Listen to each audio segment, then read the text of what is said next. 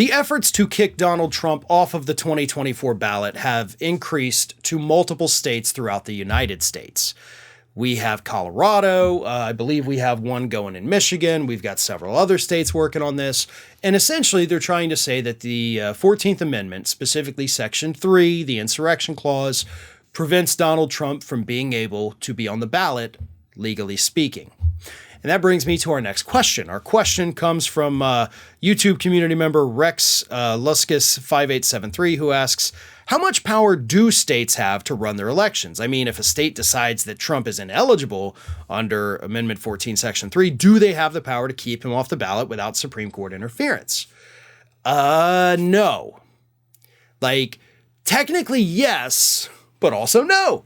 It's one of those weird, stupid things because the way things work in this country is anytime, anybody, whether it's me walking down the street or a state passing a law or making a declaration, every single thing can be appealed to the United States Supreme Court.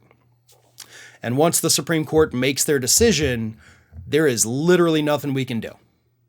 We would have to pass a constitutional amendment to change whether or not the court is able to do those things. And that is probably one of the most difficult tasks here in the United States. So if these states, which do have the autonomy under the United States Constitution to control how they run their elections in their states, like that is 100% their power.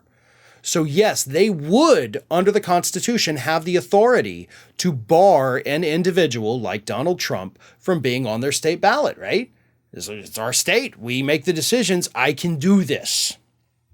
But then Trump would file a lawsuit, and then it would eventually go to the Supreme Court, and then that 6-3 conservative majority would make the ultimate decision.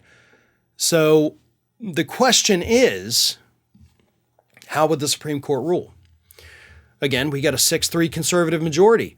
Half of that conservative majority was appointed by Donald Trump himself. Would they protect him?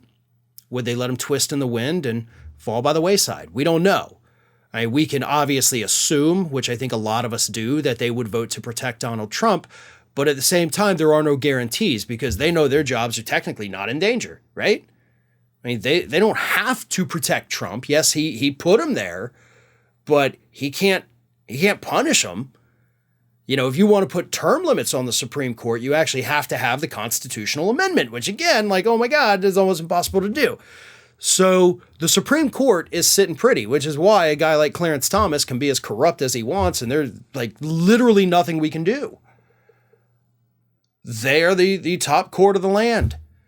So the states do have the authority, but Trump also has the ability to sue, to take it to the Supreme Court, where he would, of course, be hoping that they would save him.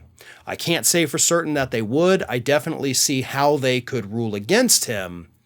But if ideology trumps Constitution, then Trump gets put back on those ballots and the states suddenly realize that those constitutional protections that they have really don't mean a thing with this conservative court.